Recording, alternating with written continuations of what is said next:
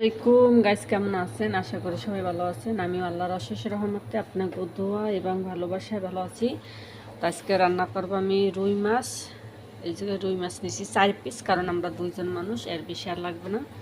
তো আর ওই সেই জায়গায় যাইয়া কাচকির গুঁড়ো আর কি, কাচকির গুঁড়ো আমি আবার আলু কুচিয়ে রাখছে, আলু দিয়ে পেঁয়াজ কুচি দিয়ে রান্না করব কাচকির গুঁড়া। এই জায়গায় আছে কাঁচামরিচ, পেঁয়াজ আর টমাটো। এই পেস্টে কিন্তু ভালোভাবে আমি মাইখা নিতে আসি একটু লবণ দিয়ে।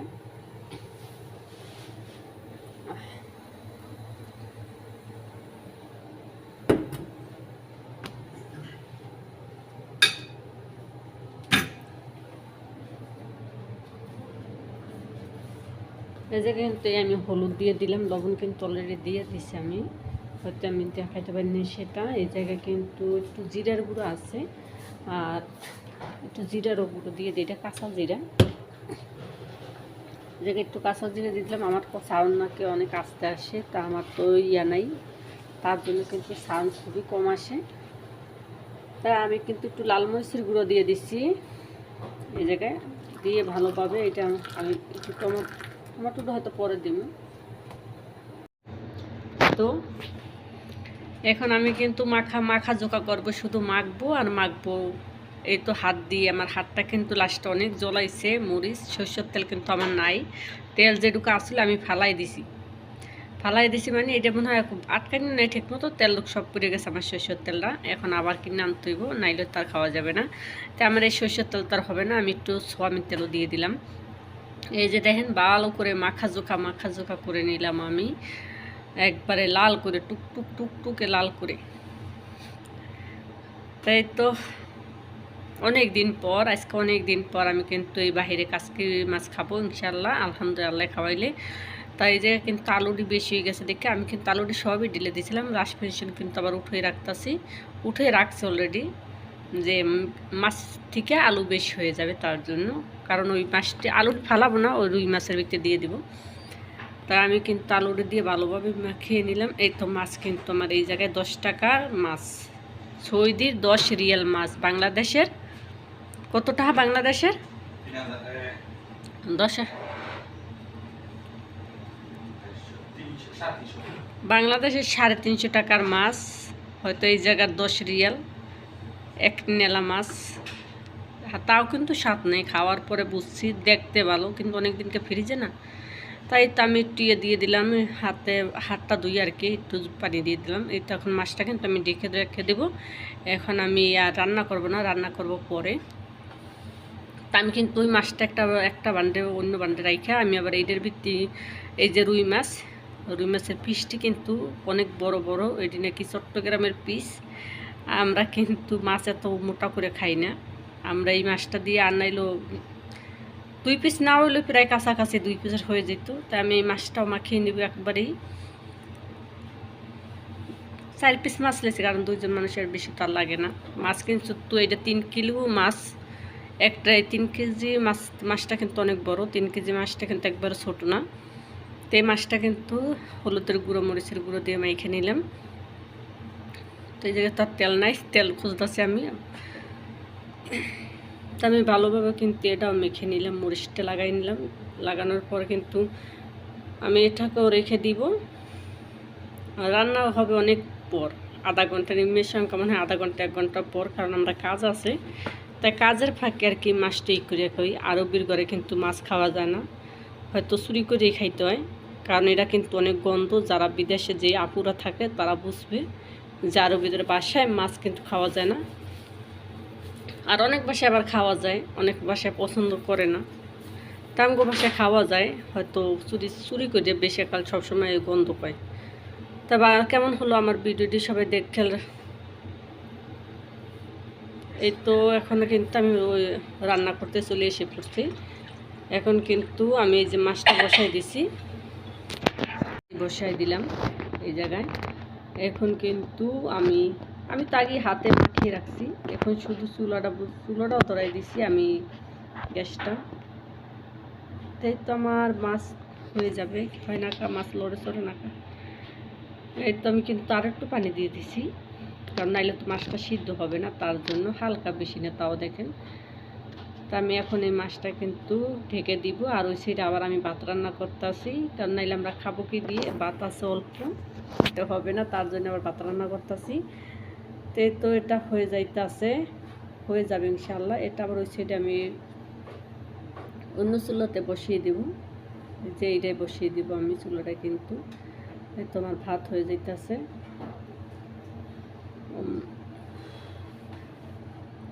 আমি কিন্তু ওই সাইডে চুলা ওইটা বসাই দিয়ে আমি এই সাইডে আবার এই চুলা আমি মাছটা ভেজে নিব। এই আমি কিন্তু মাছটা এই যে একে একে করে দিয়ে দিতে আছি, সবই 4 পিস মাছ, তো এই তো হয়ে যাবে ইনশাল্লাহ। মাছটি আমি ভালোভাবে ফ্রাই করে নিই।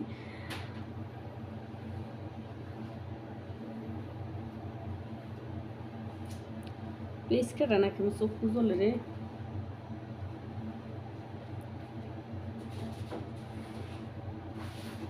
আমি কেন দিতে পারিনি, লাড়তে লাড়তে শেষ দফা।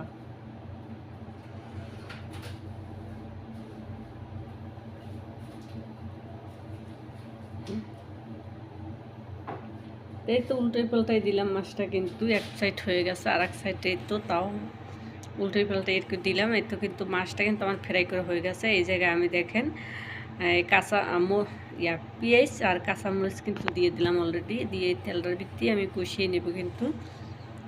এই তো এই জায়গায় কিন্তু মরিচের গুঁড়াটা কিন্তু লালটা না, এটা আবার অন্য কালার। আমি কিন্তু ওই মালিকেরা যেটা খায় আচারের মতো ওইটা দিয়েই করছিলাম। তো এটা কিন্তু অন্য মরিচের গুঁড়া। এই তো মরিচের গুঁড়োটার কালারটা তেমন সুন্দর না, তেমন মেটকা মেটকা জানি।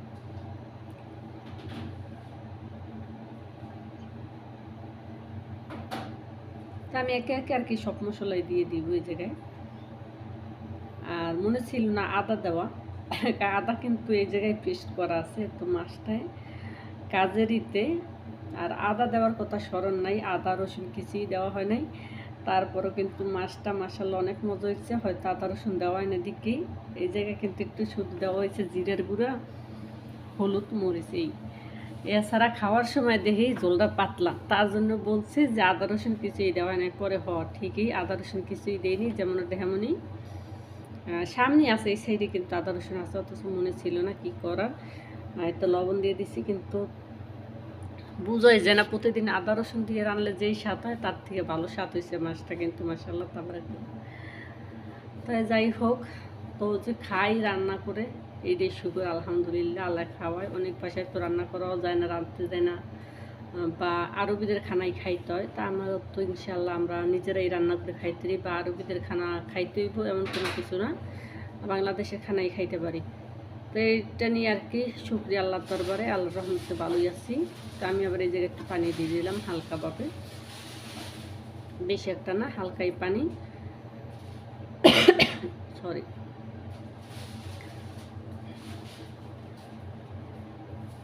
তো ভালোভাবে এইটা আমি একটু মশলাটা কষিয়ে নিব, কষিয়ে নিয়ে কিন্তু আমি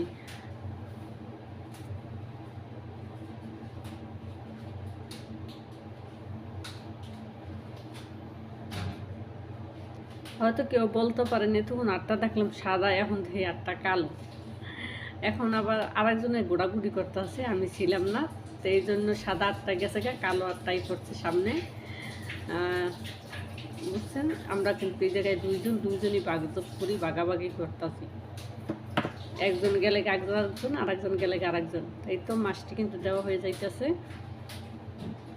আমি অনেক ভিডিওতে কিন্তু বলছি, যে আমার হেল্প করে ভিডিও করার জন্য সব কিছুতে আমি অনেকবারই কিন্তু বলছি। তো আমার মাছটা কিন্তু এই জায়গায় হয়ে যাবে ইনশাল্লাহ। আমি আর একটু জল দিয়ে দেবো, জল দেওয়ার পর কিন্তু একটু ঢাকা দিয়ে দিব, ঢাকনা দিয়ে আর ওই সাইডে কিন্তু আমার মাছটা হয়ে যাইতেছে। ওই মাছটা কিন্তু আর আমি ঢাকনা খুলিই না, ইনশাল্লাহ খুলবো।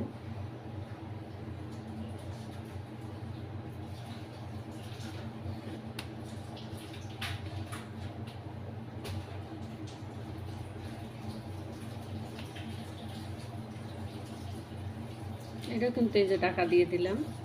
আর এই তো এই মাছটা দেখেন, এই যে উঠে দেখায়, এই মাছটা কিন্তু হয়ে গেছে একবারে শুকনো শুকনো, এই মাছটা হয়ে গেল।